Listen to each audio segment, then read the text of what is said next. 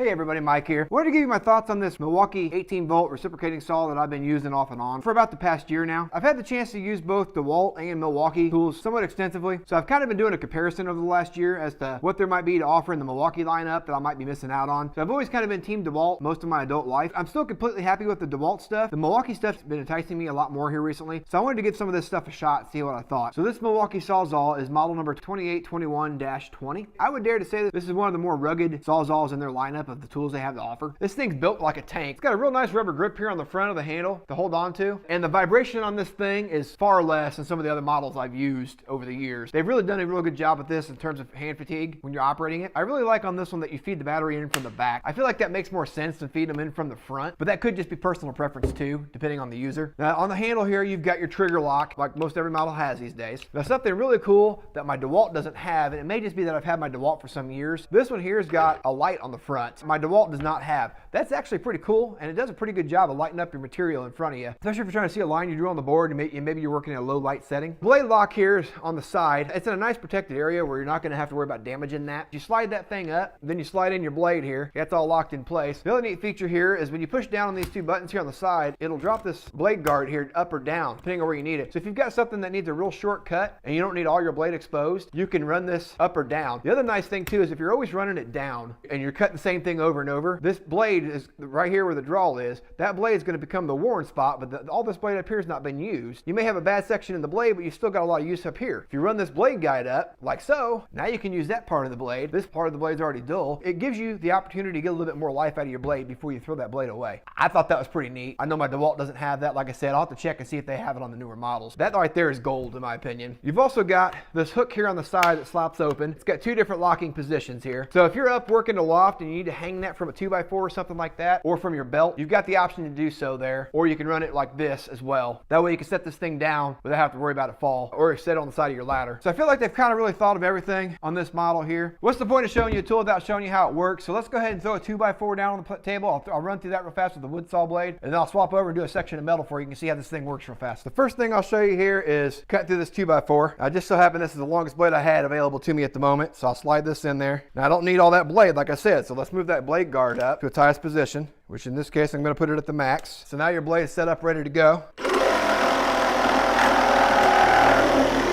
That's got a 1 1/4 inch stroke length on that thing, so it really bites through the material nice and neat. It makes it really quick. Now let's get some metal going here. I'll show you the metal blade. Here's a piece of 3/8 rebar that I just found laying in my scrap bin. So let's chuck this up real quick, and then I'll run this blade, because I know this section here is a little on the dull side from using it last time. Let's run that up here a little higher. I'll get in some of that fresh blade there.